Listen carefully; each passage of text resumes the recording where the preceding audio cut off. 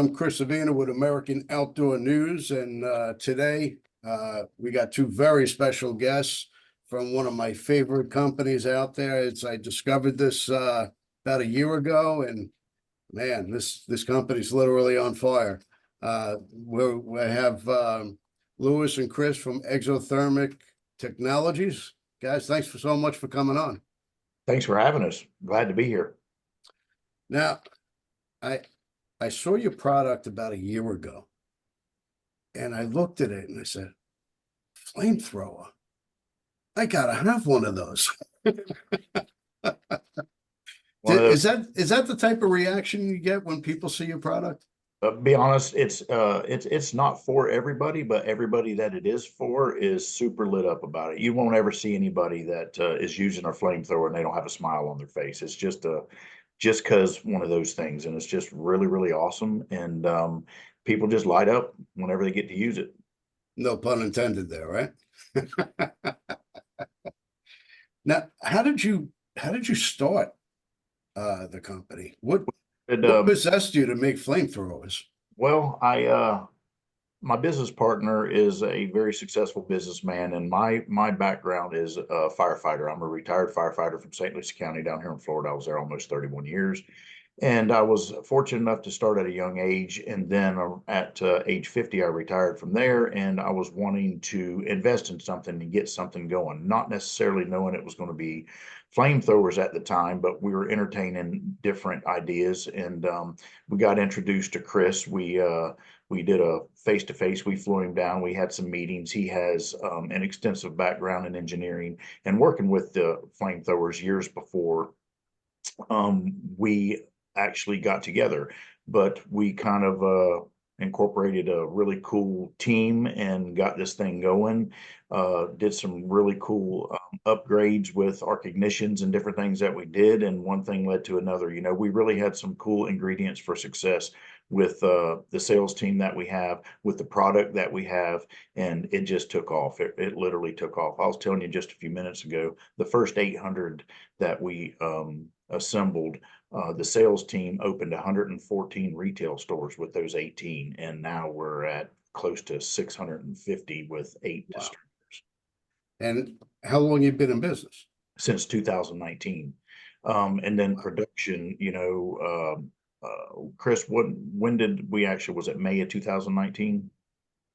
May of 2020 is when we started shipping, and since then we've done over 40,000 units. So we are the #1 manufacturer of this type of product by far. We definitely took over the market by storm, and that's partly, I mean, obviously due to our winning team here. We've got, you know, a national sales team that has relationships with dealers across the country. So we immediately got our product into those gun stores, those hardware stores, in front of people, and word spread. And that's really what cemented our position there. And then, of course, since we had the best product of its kind with the arc ignition technology, which we have a patent pending, I think it's actually getting through right now. We got to talk to our lawyers a bit, but that's a pretty exciting thing. You're out there standing around with a stun gun and, you know, have a flamethrower shooting fuel, and hey, does this work? It does. Look at that. And we refined that and made it extremely durable. So it's a pretty cool product to be able to turn it on and press the button, and you've got an instant 25-foot stream of fire. And then, of course, we went on and introduced an underbarrel version as well. So not only can you use it handheld and things like that, but you can mount it to a Picatinny rail. So you can connect it to your AR. When you run out of rounds, you could just set them ablaze. Yep. If you're down there doing a controlled burn and all of a sudden a threat appears and they're coming at you, hey, look at that. So from a standing position, this will project 25 feet. Yes. Yep. And something which is really cool. That's kind of our claim to fame, is the on-demand, meaning when you power it up and all the safety features are in go mode, then when you hit a button, it stimulates the fuel supply and the ignition at the same time. So when you hit it, it has fire, and when you stop, it stops. So historically, you need a pilot torch of some sort running. Every Yeah. flamethrower over the years, the original ones used a blank firing revolver, which was pretty wild. So they only had, 5 or 6 shots to attempt to ignite that stream. And then later on, we started working with, propane torches and things like that, which you'll see on early models.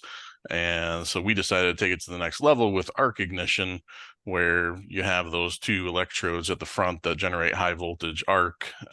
That's extremely durable. Like I said, we've tested that thing for days running nonstop in temperature extremes, and it's basically designed to run and just keep running, because we've got that backpack system too that you can Mhm. connect to our handheld. Handheld holds about 27 seconds worth on the standard Pulsefire LRT.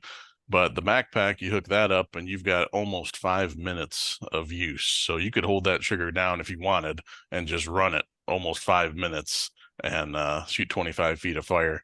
So we needed to make sure the ignition system was robust enough to handle that, just in case. You never know what people are going to do. But so it definitely can, and it's awesome. Well, you're definitely answering everybody's questions without me even saying a word. So, what are actually the applications to use a flamethrower? I know, you watch old World War II movies, you see the soldier with the uh, fuel on his back, just blasting Mhm. away with the flamethrower. Do they still use flamethrowers in the military? So They they do. do a little, sorry. Currently, right now, we were trying to get into some of in the military aspects, but no, ever since the I don't remember the years when it actually kind of stopped, but the usage of the flamethrower is kind of unique. There's lots of people that light fires each and every day, and with my background and different things, we wanted to have all these safety features involved in this. But if you are lighting fires is dangerous. But if you are lighting fires, this is the safest way to put fire on the ground. You're projecting fire away from you. With my background, I did a lot of control burns, and we use things called a drip torch, where you're at arm's length of the flame of what you're lighting. This, we can inject fire up to 25 feet away and stand in a safer spot. Whether you're doing piles, you can do ditch roads, you can clear fields. There's lots of different things. And the professional aspect is being used by some forestry, different forestry divisions across the country, and fire academies, lighting, interior fires for training stuff and stuff like that. But it is actually the safest way to put fire on the ground. You're not dumping raw fuel and doing the old match flick and woofing and all that kind of stuff. So it's not only a cool tool, but it's a safer way to put fire down.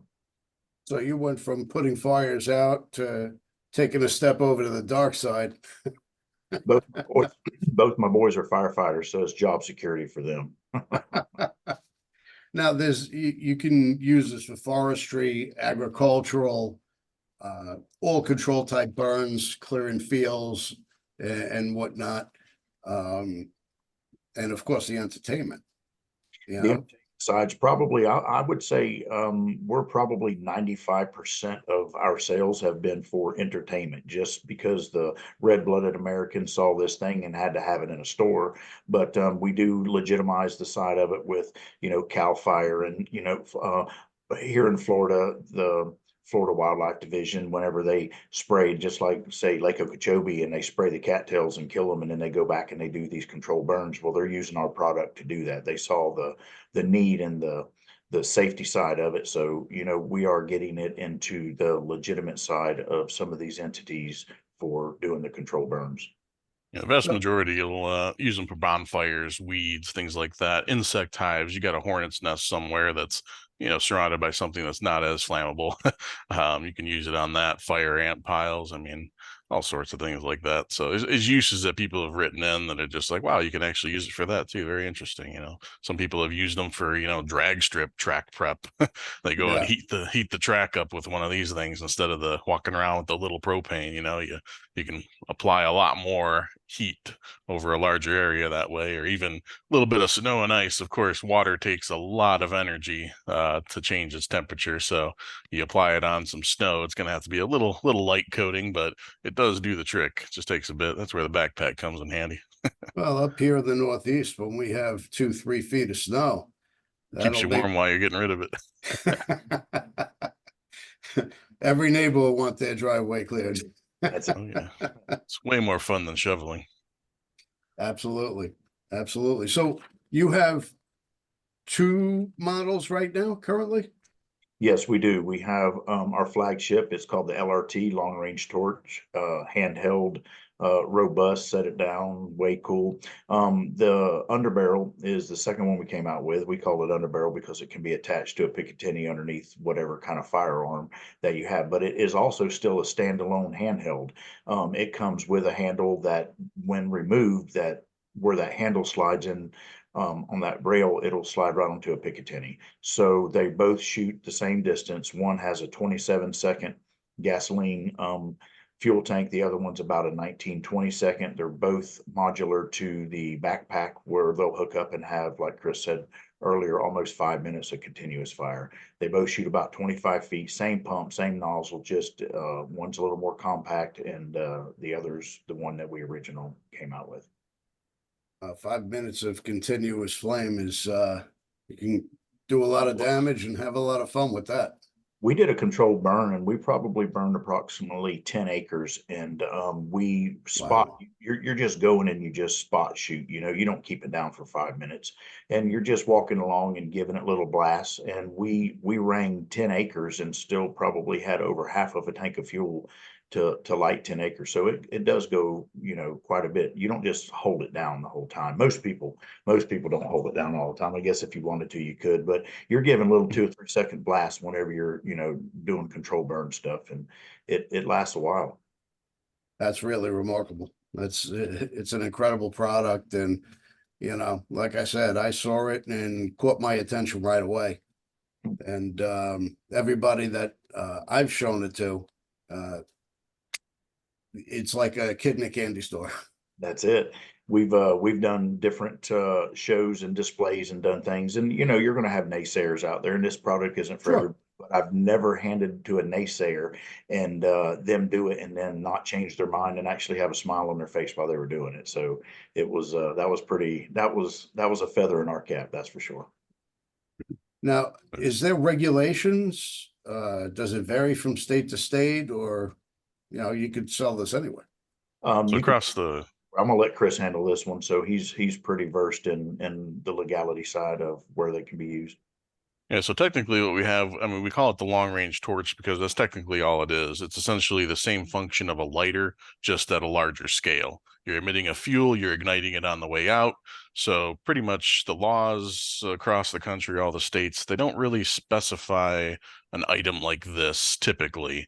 Now, obviously, the more popular we get and things like that, that might change, but it's kind of hard to prohibit something like this. But California, of course, came up with something that'll do that because they have laws for everything. They specifically call out portable flamethrowers that basically mounted a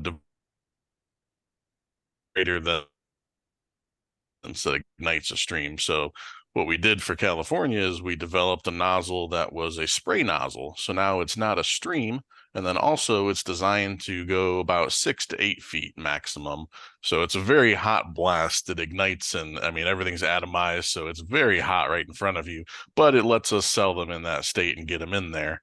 And of course, we have the regular nozzle as well that, you know, we can sell that no problem. It's got labels all over the place saying not to install it in California.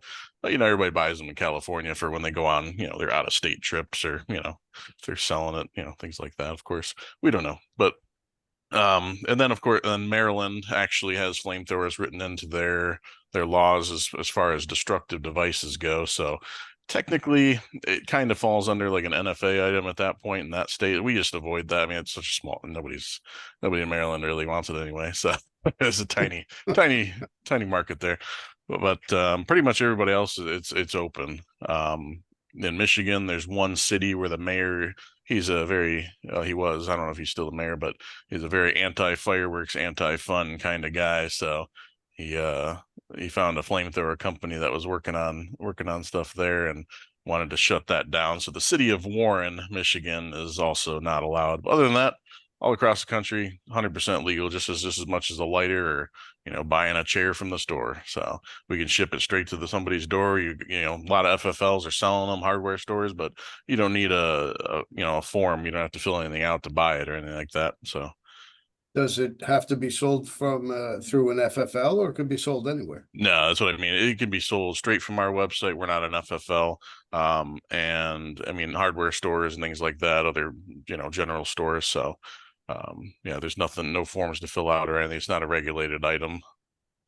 Yeah, there's no 4473 required with this. Anybody, pawn shops sell them, feed stores sell them. We're getting into the agricultural side with a lot of privately owned. They're looking like a Tractor Supply store throughout the middle of the states. They've just got on board and carrying them. So it's just a wide array of people that are purchasing. Well, it's kind of hard to compare them to a lighter. Yeah. You're not accidentally going to torch your friend with the lighter. Yeah. Luckily, we've introduced a lot of safety measures, of course, because safety is one of our highest priorities with this product being what it is. I mean, it's the safest that a flamethrower can be. It's on demand. There's no pressurized system inside it. So you're not dealing with a high strap to your, on board. You don't have to deal with CO2 and that percent battery powered. So it uses a fuel pump, fuel from a non-pressurized reservoir, just like filling up a gas, like a weed whacker or lawnmower, things like that. Mhm. You'd fill it up with fuel, you turn it on, you press the button, it's pulling the fuel from the tank and sending it through the nozzle in that moment when you're pressing it. So that's the only time that pressure is generated, and it's only between the pump and the nozzle. And so basically your power has to be on. We also have a valve at the nozzle that has to be open, because you can close it, because essentially gasoline on its own will generate pressure just sitting there idly. So if you leave the tank a quarter full, half full, you set it on the shelf, that's going to eventually start dripping out the front because it wants to become vapor no matter what. It's always trying to get out. So if you Yeah. don't have a valve up there to close it, it's going to drip. So we close that valve, but it also acts as a secondary safety because the pump cannot overcome that valve. And in fact, if you run the pump for 5-10 seconds with that closed, you're going to seize up that pump because it just can't take it. And then, of course, we also have a flip up safety switch on the rear handle. That was one of the things we implemented immediately after realizing pretty much everybody, as soon as they get the flamethrower, they want to show it off to their family and friends. They're out there lighting stuff. Here, try it out. It's still on. The first thing they do when they grab it, their thumb goes right on the button. And, Yep. oh, we got fire all of a sudden. So we try to put a lot of steps in the way before shooting fire and make sure everybody's well aware of how it functions and what to do to make it do what it does. And not to do it unless they're out in a safe area pointed in the right direction. So how does somebody come about becoming a dealer? We have people that call in all the time, and anybody who wants to become a dealer will have a sales rep reach out. The sales reps cover all the states. So there's a sales rep being that will be represented in that person's area. So we would have them contact them, and they would either steer them directly to us or possibly even go through distribution. It's according the size and how much business they want to do, whether it'll be a factory direct or we also have 8 distributors which sell throughout the entire country to all the outdoor shops. So either way, they'll either be direct or go through distributor, but we'll have a sales rep get a hold of them. They'll get a hold of them within one day and get them set up. And how does somebody find you? If they go on exothermic.tech, our webpage is super, super cool. It shows about us. It shows what we stand for. It tells about our warranties. It has how-to videos. It has dealer locator. So lots of really cool information. Super proud of the our webpage. It's really cool. Chris is the one who spearheaded that, did everything, keeps up with it. But if anybody wanted to take time to go to exothermic.tech, TECH, they could get on there and it would show everything there is to know about us. All right. And what's next for you guys? Not sure. We have a really cool new, it's the same LRT that we currently have, but we're going to be doing it in a newer finish that's coming up. So that's going to be shown at SHOT Show. We'll be going to SHOT Show here coming up, and just keep refining. You know, we did a couple new updates on the existing LRT and just keep refining what we have. We have a couple things down the road that we're probably going to be working on, but we're not going to let the cat out of the bag yet. All Speaking of right. SHOT Show, we'll be at booth 44347. We got a 10 by 30 on the first floor, right next to one of the cafeterias. So should be a prime spot there. We're gonna have TVs up galore. We'll have all the products so people we'll have multiple LRTs, UBFs, and of course the new finish option available for people to handle and you can talk to us, and we'll have patches and stickers and things like that, of course. But so you can meet and greet us there and talk about flamethrowers. Are you going to be at range day? No, they tend to not like flamethrowers at range day, which is kind of weird because it's in around Vegas and it's a big dirt pit. I mean, what are they afraid of, that we're going to light on fire out there? Yep. But yeah, We inquired, so we kind of got shot down. Well, I'll see you at SHOT Show, and I'm definitely looking forward to it. Cool. Come by, and if you want to set up something there and do a little something from the booth right there also, we can do that. So that'll be cool. Yeah, absolutely. Absolutely. Well, I appreciate your time. I will see you guys there. Don't forget to check out their website. They got some great models. Once you get your hands on one, you're going to want to have one. That's a fact. And I certainly appreciate you having us today. All right. I'll see you guys soon. Thanks, Thanks Chris. Thank you. again. All righty.